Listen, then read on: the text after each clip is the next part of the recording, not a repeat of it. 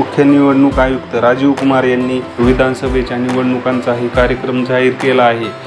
4 राज्यातील या विधानसभा निवडणुका होणार आहेत। लोकसभा निवडणुकीसोबतच या निवडणुका होणार असल्याने त्याकडे संपूर्ण देशाचं लक्ष लागलं आहे। 4 राज्यांच्या विधानसभा निवडणुकांच्या तारखा जाहीर केल्या आहेत। त्यानुसार अरुणाचल प्रदेश 60 आणि सिक्कीममध्ये 32 जागांसाठी 19 एप्रिल रोजी मतदान होणार आहे, तर आंध्र प्रदेशात 175 आणि ओडिशात 147 जागांसाठी 13 मे रोजी मतदान होणार आहे।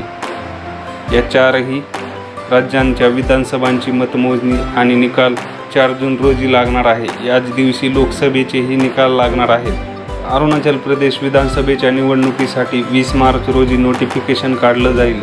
27 मार्चपर्यंत उमेदवार आपले अर्ज दाखल करू शकतात, तर 30 मार्च ही उमेदवारी अर्ज मागे घेण्याची तारीख आहे। अरुणाचल प्रदेशात 19 एप्रिल रोजी मतदान होणार आहे, तर 4 जून रोजी निकाल लागणार आहे। अरुणाचल प्रदेशात 60 जागांवर एकाच टप्प्यात मतदान होणार आहे।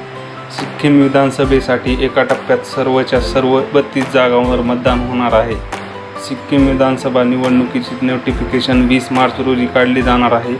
27 मार्च ही अर्ज भरण्याची शेवटची तारीख असून 30 मार्चपर्यंत उमेदवारांना अर्ज मागे घेता येणार आहेत। राज्यात 19 एप्रिल रोजी मतदान होणार आहे। सिक्कीम विधानसभेचा निकाल 4 जून रोजी लागणार आहे। ओडिशा राज्य विधानसभेच्या निवडणुका 4 टप्प्यात 13 मे पासून सुरू होणार आहेत। त्यानंतर 20 मे रोजी, त्यानंतर 25 मे रोजी आणि 1 जून रोजी असे 4 टप्पे होणार आहेत। पहिल्या टप्प्यासाठी 25 एप्रिलपर्यंत उमेदवारी अर्ज करण्यात येतील आणि 29 एप्रिलपर्यंत मागे घेता येतील। दुसऱ्या टप्प्यात 30 मे ते 6 मेपर्यंत, तर तिसऱ्या टप्प्यात 6 मे ते 9 मे या तारखा आहेत।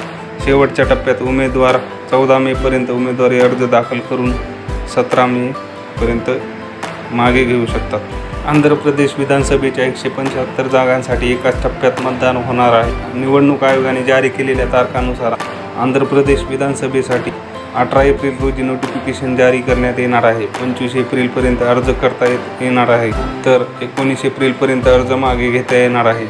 राज्यात 13 मे रोजी मतदान होऊन 4 जून रोजी विधानसभा निवडणुकीचे निकाल जाहीर करण्यात येणार आहेत। अशाच एकदम खास माहितीसाठी आपल्या चॅनलला नक्की सबस्क्राईब करा आणि व्हिडिओ शेअर करा।